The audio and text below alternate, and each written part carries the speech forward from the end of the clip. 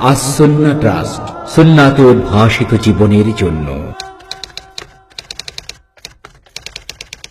প্রথম কথা হলো যে আমরা অনেক সময় প্রত্যেকেই এজমার দোহাই দিই। কথা বুঝেছো? যে এই মতে মিলাদের উপরে এজমা হয়ে গেছে, কিয়ামের উপরে এজমা হয়ে গেছে, কবরে সেজদার ব্যাপারে এজমা হয়ে গেছে। যেমন আমি একটা নিজে বই পড়েছি যে পীরের সেজদা, কবরের সেজদা, নেককারদের সেজদা এটা নবীদের সুন্নত, ফেরেশতারা আদমকে সেজদা করেছে ফেরেশতারা, ইউসুফ আলাইহিস সালামকে সেজদা করেছে তার বাবা মা ভাই বোনেরা, এটা উম্মতের এজমা ছিল। এই ওহাবীরা সেটাকে নাজায়েজ বলেছে। কথা বুঝেছো? প্রত্যেকে তার পক্ষে এজমার দাবি করে। তো বিষয় হলো চার মাযহাব সঠিক, এটার উপর এজমা এইটুক ঠিক আছে, এর বাইরে যাওয়া যাবে না, এর কোনো একটা ধরে রাখতে হবে, এটার উপর কোনো এজমা হয়নি। কথা বুঝেছো? এটার উপর যোগ্যতার সার্টিফিকেট কে দেবে? তুমি, আমি, কেউ যদি মনে করে আমি যোগ্য, তোমার সমস্যাটা কি? এটা পরে আসি। দ্বিতীয় কথা হলো যে চার মাযহাবের উপরে এজমা, যে হ্যাঁ চার মাযহাব ঠিক, এটা চার মাযহাবকে মেনে নিয়েছেন মুসলিম উম্মাহ, এটা ঠিক আছে। এখন যারা তুমি নামাজ পড়ছো, নামাজ পড়াতে ঠিক, এটা তোমার সবাই মেনে নিছি। একজন জামাতের মাধ্যমে নামাজ শিখেছে, একজন তবলিগের, একজন চরমনায়ের। তুমি নামাজ দেখবে না কার মাধ্যমে নামাজ পড়লো তাই দেখবে? কি দেখবে? যারা বলেন যে আমরা মাযহাব মানি না, তারা চার মাযহাবের বাইরে কিছু করে কিনা? ভিতরেই তো করে। তাহলে চার মাযহাবের ভিতরেই তারা আছে, তারা অন্যায় কি করেছে?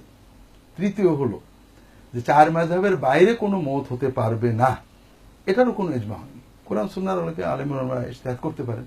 আমাদের হানাফি মাযহাবে অনেক মসলা আসছে যেটা হানাফি মাযহাবে ছিল না, অনেক আসছে। আবু হানিফার মধ্যে পুরো বিপরীত। কথা বুঝতে পেরেছে? তো এই জন্য যারা মাযহাব বিরোধিতা করেন, তারা মাযহাব মানলে কাফের হয়ে গেল, মুশরিক হয়ে গেল বলেন, এটা ফালতু কথা, বাজে কথা। আবার যারা মাযহাবের দাবি করেন, তারা মানুষের পার্সোনাল ভুল বা ইজতিহাদের ভুল না তুলে সিস্টেমের ভুলে চলে যান। মাযহাব মানতে হবে, মাযহাব মানতে হবে, কোরআন হাদিস মানতে হবে। আমরা তাকে বলবো কোরআন সুন্নাহর আলোকে তুমি এটা ভুল করেছো। কথা বুঝতে পেরেছো?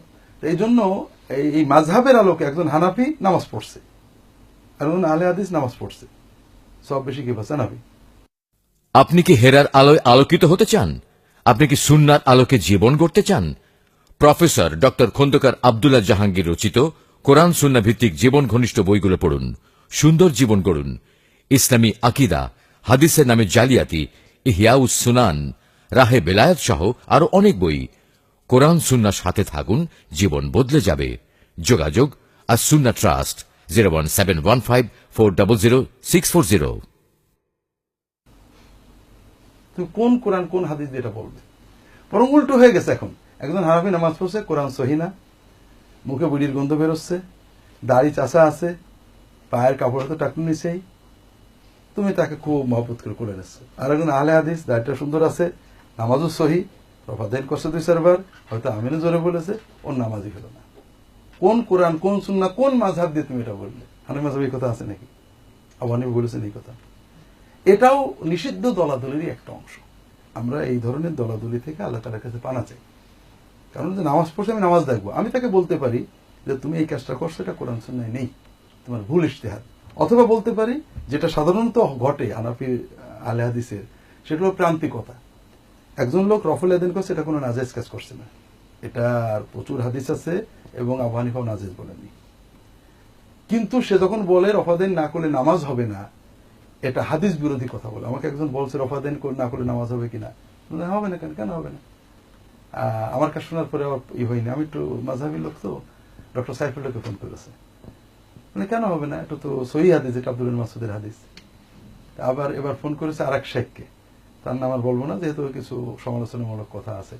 তুমি না হবে না, কারণ প্রায় শতাধিক হাদিস আছে রফাদাইনের ব্যাপারে, কাজে রফাদাইন না করলে নামাজ হবে না, অথবা গুনাহ হবে ইত্যাদি। তা আমাকে ফোন করেছে, আমাকে জিজ্ঞেস করার পরে ডক্টর সাইফুলকে জিজ্ঞেস করে তারপর ওনাকে ফোন করেছে। তা আমি বললাম যে ওই শেখকে বলো যে এই 100 হাদিস না, কয়েকজন সাহাবী থেকে হাদিস সহিহ হাদিস, এটা ঠিক। এই 100 হাদিসের ভিতরে কোন একটা হাদিসে আছে নাকি যে রফাদাইন করে নামাজ হবে না? আছে নাকি? আছে? কেউ কি তোমাদের সামনে কখনো হাদিস দিয়েছে যে রাসূলুল্লাহ সাল্লাল্লাহু আলাইহি ওয়াসাল্লাম বলেছেন রফাদাইন না করলে নামাজ হবে না? লা সলাতা লিমান লাম ইয়াকরা, এটা আছে। লা সলাতা লিমান লাম ইয়ারফা'ল ইয়াদাইনি ইনদা রুকুই ওয়া ইনদা কাওমাতি মিনহা, আছে নাকি? তো তুমি কেন দাবি করলে? তাহলে তোমার দাবিটা হাদিস বিরোধী হলো। কথা বুঝতে পারোনি? তো এই জন্য প্রান্তিকতা ওইখানে। তুমি বলছো রফাদাইন না করার হাদিস সহি, গুড, এটা সহি। এটাকে দুর্বল বলা, আব্দুল্লাহ মাসুদকে খারাপ বলা, এটা সত্যই দুঃখজনক। সহি হাদিসকে ঘুরিয়ে ফিরে বাতিল করার চেষ্টা ঠিক না। কিন্তু তুমি যখন বললে যে তুমি রফাদাইন করছো, ওটা নবীজি করেননি, ওটা হ্যান করেছে, তোমার নামাজ হবে না, হ্যান হবে ত্যান হবে, এটা তোমার প্রান্তিক কথা। এটা কোরআনও বলে না, হাদিসও বলে না, মাযহাবও বলে না। তো যাদের নামে মাযহাব তারা বলেননি, পরবর্তী একেবারে 1000 বছর পরে এসে কিছু কিছু আলেম এগুলো বলেন।